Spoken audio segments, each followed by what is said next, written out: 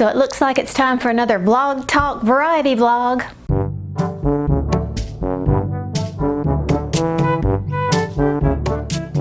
Hey everybody, it's me Margaret, and I have been very busy, so much so that I haven't had a chance to sit down and just catch up with you and let you know what's going on.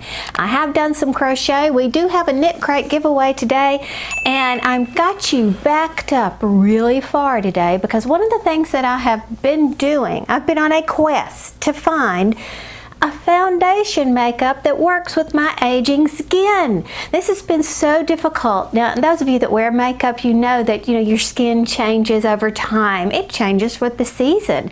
And look at this. You just have to see. All of this is what I have been trying out over the past month or so, just trying to you can't really fix it, but to try to find a makeup that just looks comfortable and natural on my skin. I need you to know that L'Oreal Infallible Total Cover is not it.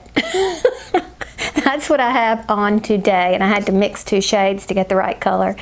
And I put it on and I thought, I have to film this video. I am not taking this makeup off and starting all over again. So you're just sitting way back there so you can't see all the details.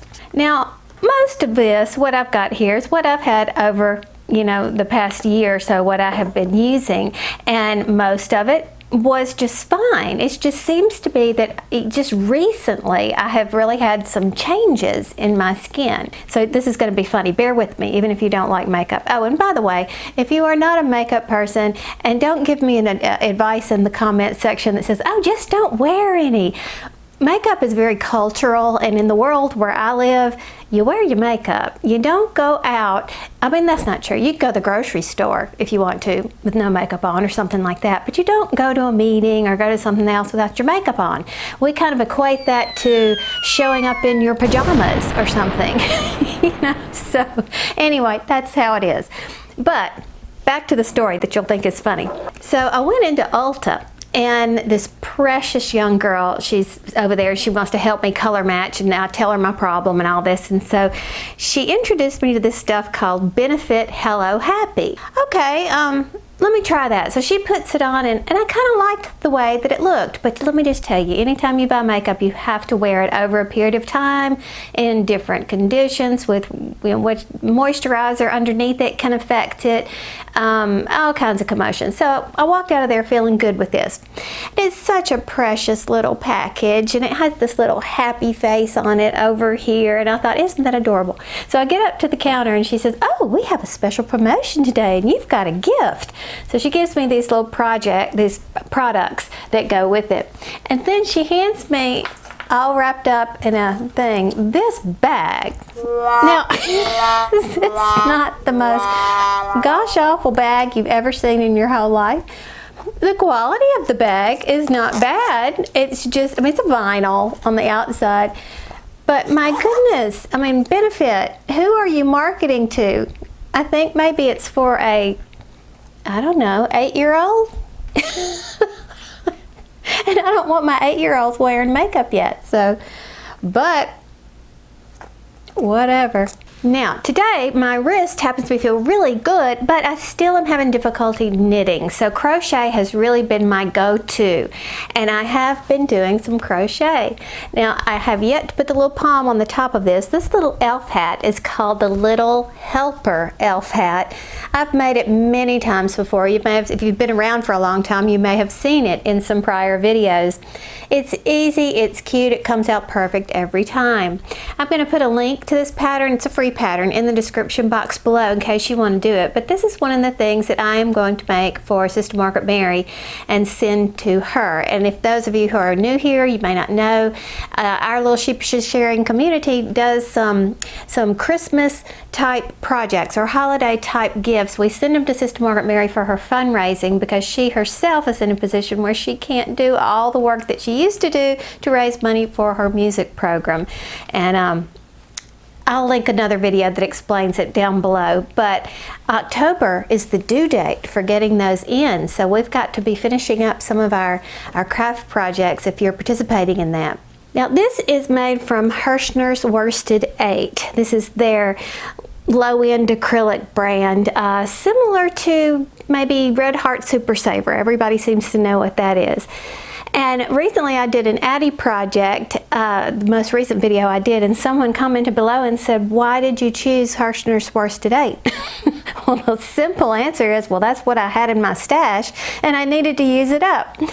Now, I will say that I don't like to knit with it at all, but crocheting with it is fine, and I think it's a very good workhorse yarn. I like it a lot.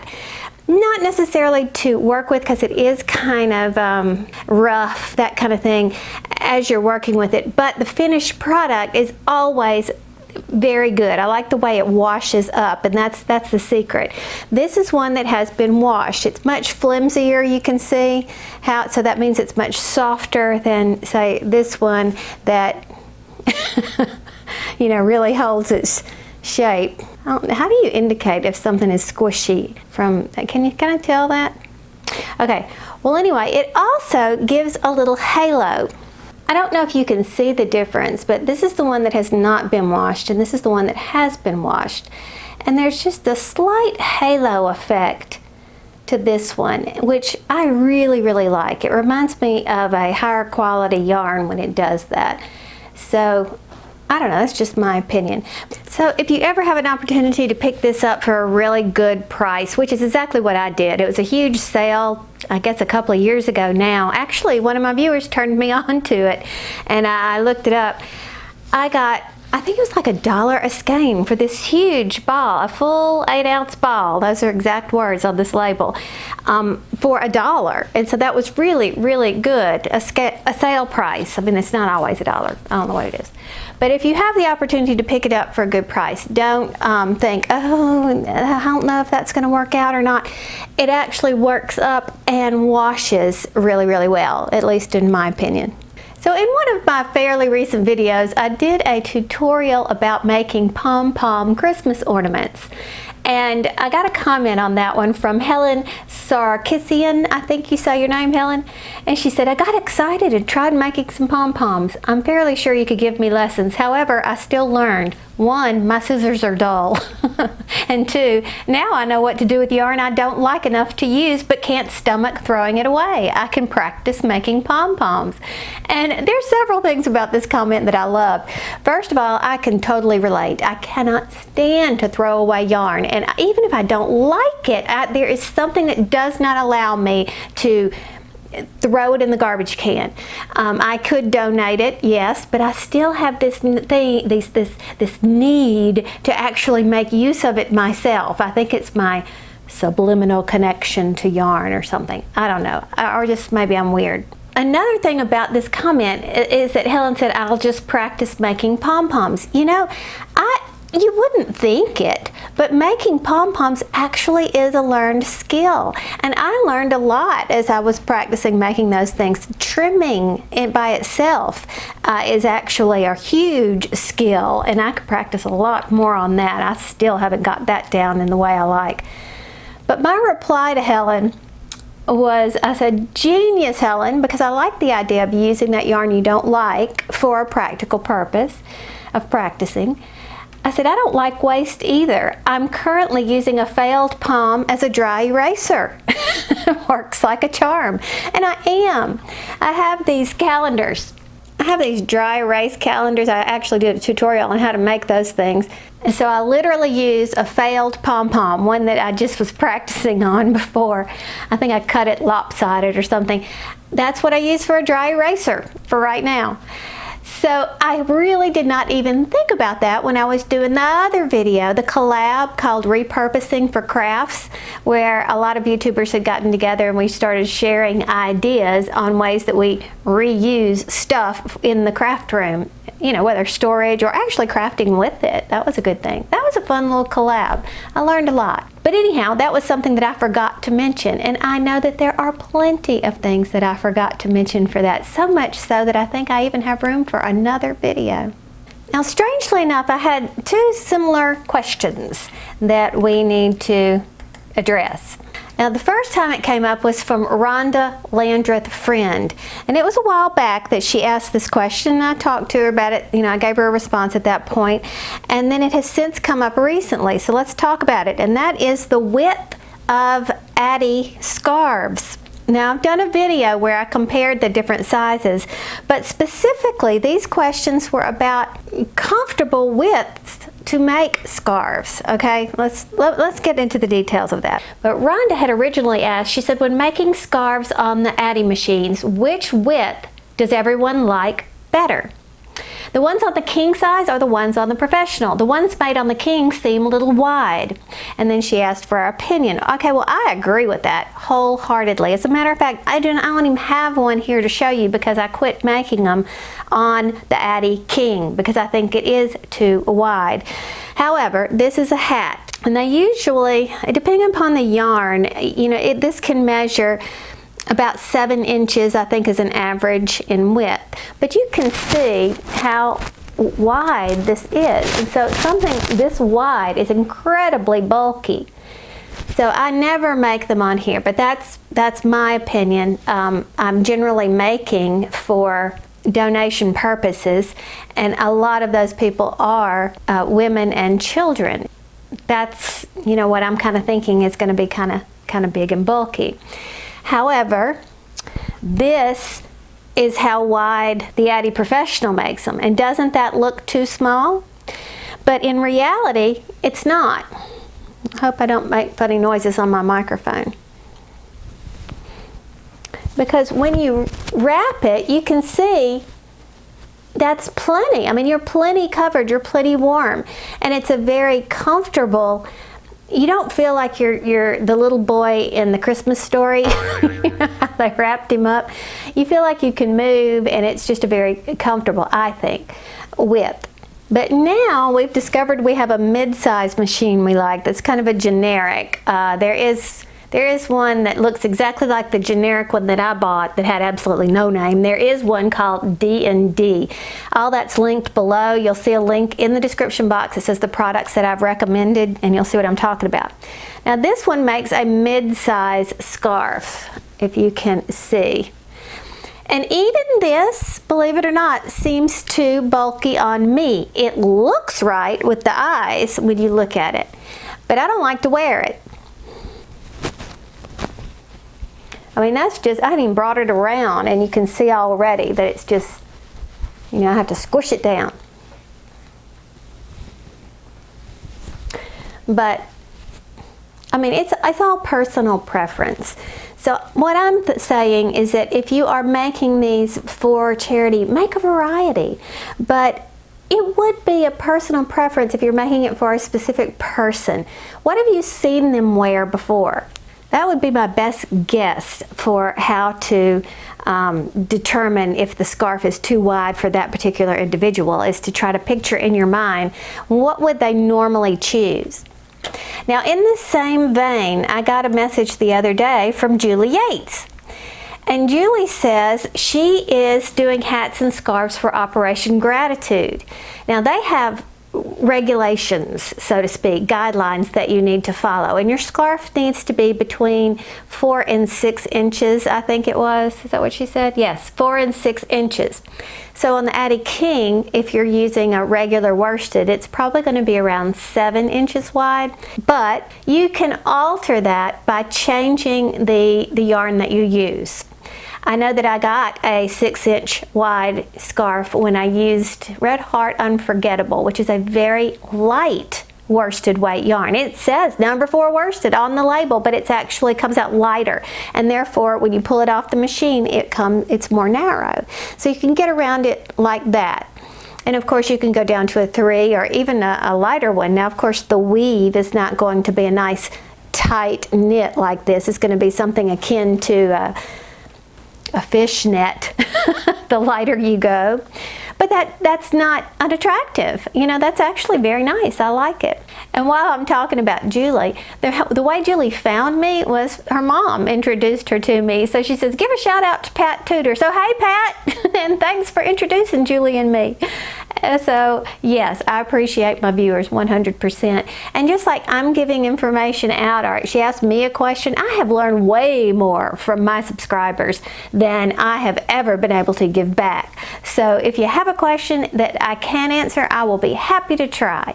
But don't hesitate to give me your comments and tips and ideas as well, because I've learned a lot too. I'm actually looking forward to this week because I can kind of take a breather, so to speak. I am the senior class coordinator for Thomas's school, and I've actually been that for every grade since we've been here, except for 9th grade. And I love it because I love where he goes to school. I love the people that I work with. I believe in the school's mission. It is just fantastic. It's called Riverside Military Academy. It's our last year, and it's making me so sad. And I did put a video up. Some of you may have been thinking, Margaret, you didn't even explain what this was. Well, the video I put up was really not for my channel. It was for the mothers and fathers of the recruits on campus, is what we call ROCs. They are the new guys that come, and the first 30 days are very, very intense, and they can't have any kind of contact with their families except for email. Now, there's a lot of reasons why what's going on here in the building process, and it really forms this strong camaraderie that to go through this adversity together, and I say that lightly when I say adversity. It's a tough 30 days, but it's nothing like military boot camp or anything like that. But to a high school kid or even a middle school kid, because it starts in the 7th grade, you know, not being able to have your phone and stuff like that, that qualifies as adversity.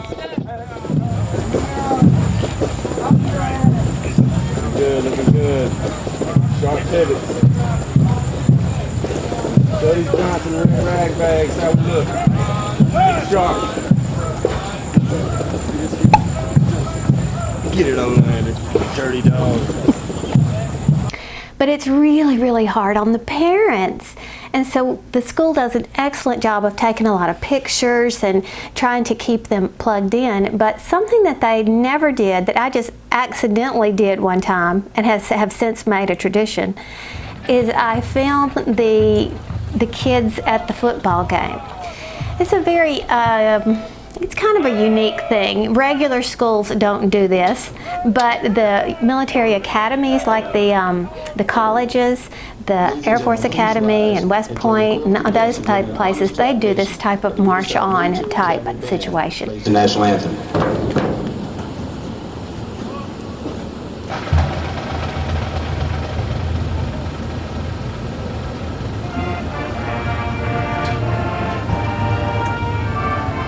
Now, if you've got a kid and you know you're 7.5 hours away from them, like we were when we were Thomas's first year, you don't get to just drop by and see these things. You don't know what's taking place. So I film the march on, or at least one, during the rock program when they're really antsy for anything they can see, and then and the march on, and when the football team runs through, and how they do the Star Spangled Banner, and how everybody runs to it's a fun thing, and the parents need to see that. So anyhow, I just needed a place to put it up, so I stuck it on my channel and sent them a link, because you can't just email a huge file like that to everybody.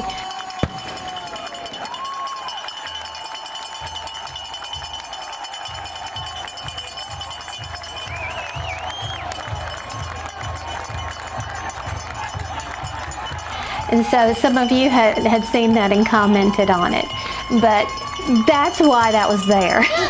Thank you for the comment. And yes, we're really proud of our school. And the boys that had the little red tags that they were marching with, they had tags on their uniforms. Those are our ROCs. They were the new guys, and they had only been at this marching stuff for 3 weeks, and they had done a really good job. It's usually way more rough than that this early on. But anyway, they just finished. They got their cresting ceremony, meaning they're actually a cadet now with the rank of private, and that took place yesterday. And it was, of course, a huge event that volunteers had to do all the work behind the scenes. And I love it because I love who I'm working with, and I like what we're doing. And it's just a great experience. But then of course that doesn't leave me much time to do things like, you know, crochet and any kind of yarn work that I like to do. But I do have a little time this week, so maybe I can get that done.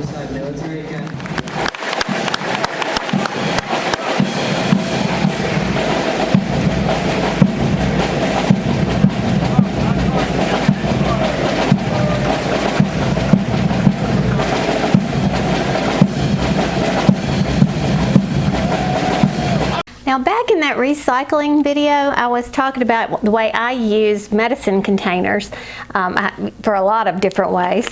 Specifically in this one are old sewing machine needles. I don't want to just throw them in the trash because they could poke somebody or whatever.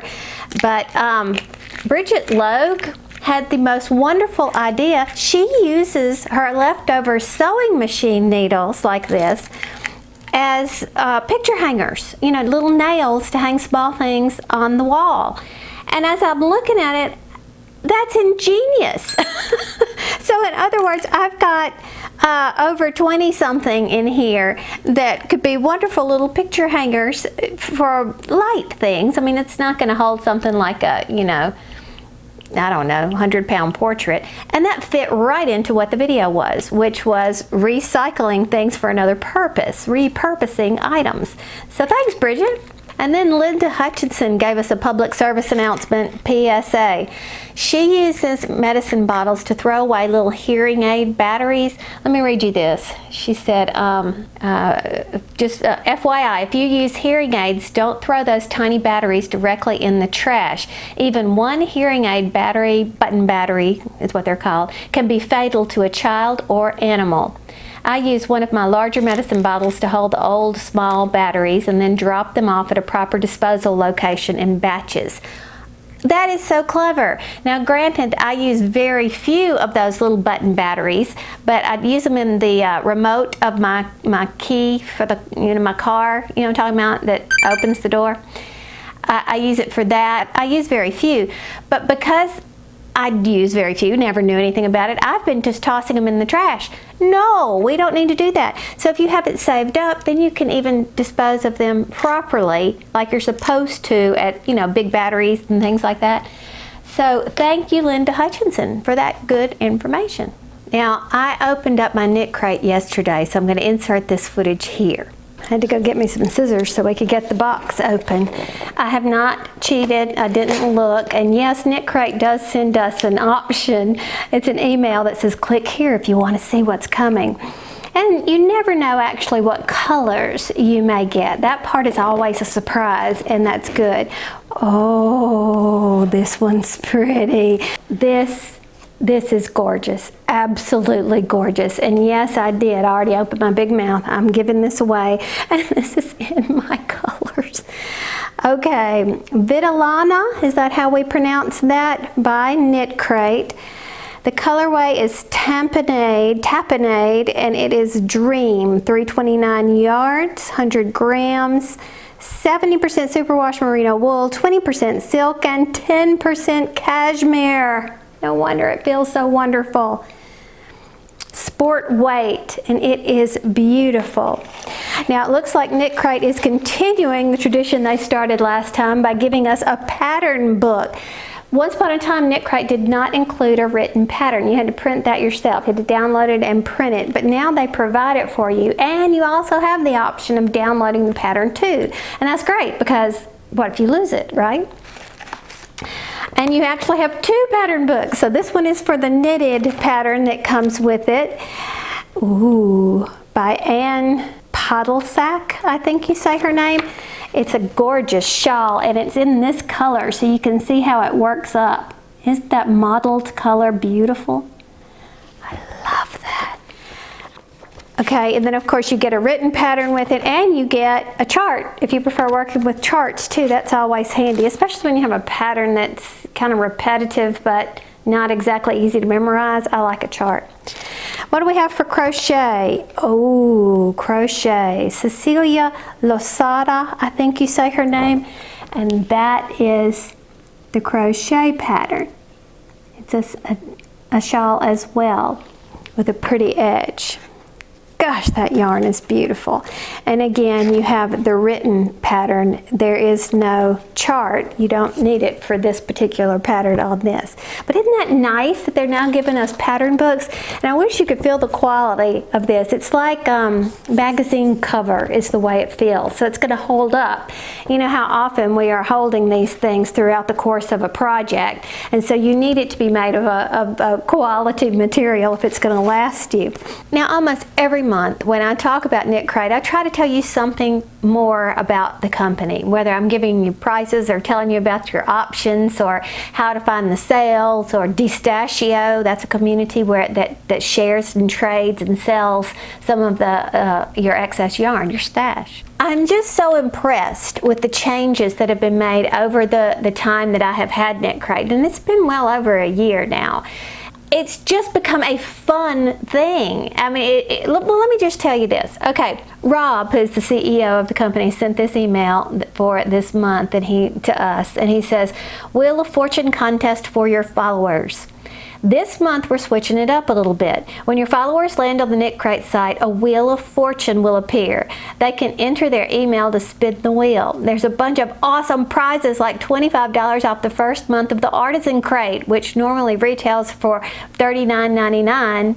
So you're getting $25 off of that if you win. So really great goodies for everyone. Below is a screenshot of the Wheel of Fortune for your reference. How fun is that? And you don't have to be a member of KnitCrate to partake in this fun. So that would be terrific. So jump over there and play the game. And if you win something, good for you. And if you don't, it's just fun. Look for the clearance. Look at the sale section and see what's on sale. Again, you do not have to be a KnitCrate member to purchase something like that. But I'm going to push the subscription service. I think it's fantastic. It is definitely a huge value for the money that you put out each month. So I don't know. I really, really love it.